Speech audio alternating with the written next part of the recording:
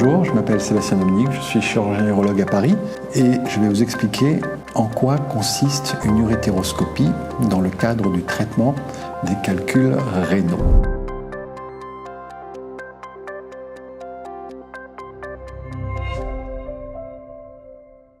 Vous êtes porteur de calculs dans votre rein ou bien coincé dans l'urtère, qui est le canal situé entre la rein et la vessie.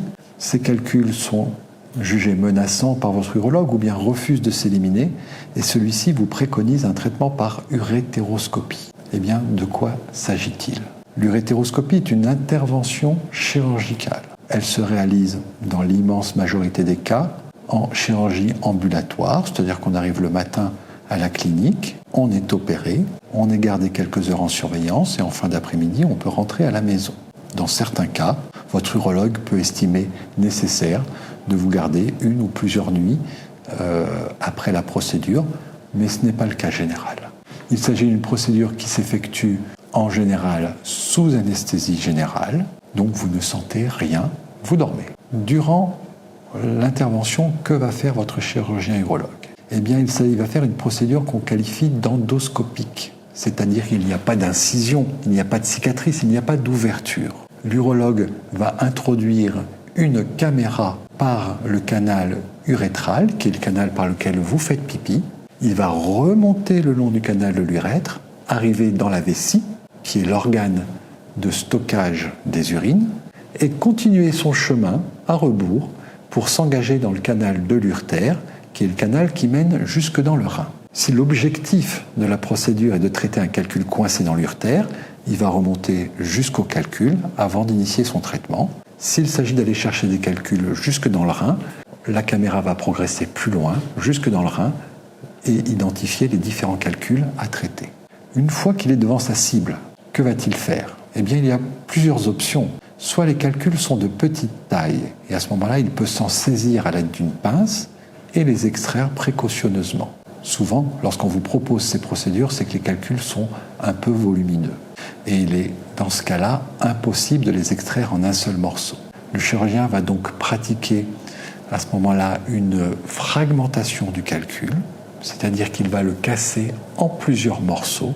Il va enlever les morceaux significatifs, ne laissant que de la poussière qui s'éliminera sans aucune douleur. Donc qu'il pratique ce qu'on appelle une extraction en monobloc, en un seul morceau, ou bien une fragmentation puis une extraction des fragments, le but est de traiter l'intégralité des calculs qui justifiaient d'être opérés.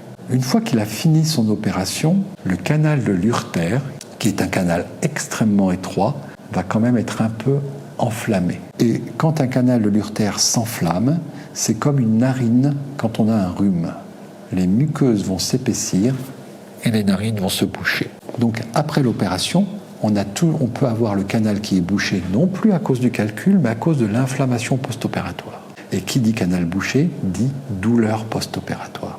Pour prévenir ces douleurs, une fois l'opération terminée, en général, l'urologue va vous laisser un stent dans l'urtère, c'est-à-dire un petit tuyau en plastique dans le canal de l'urtère qui permet de le garder ouvert. Là encore, dans la grande majorité des cas, il s'agit d'un stent interne, c'est-à-dire que vous ne voyez rien qui sort de votre urètre, il n'y a rien qui dépasse, mais vous êtes porteur de ce petit tuyau entre le rein et la vessie. Ce tuyau s'appelle une sonde double J. Et vous quittez la clinique le jour même ou le lendemain avec ce petit drain. En fonction du déroulement de la procédure, votre urologue vous dira combien de jours vous allez garder ce drain et vous proposera un nouveau rendez-vous pour l'enlever.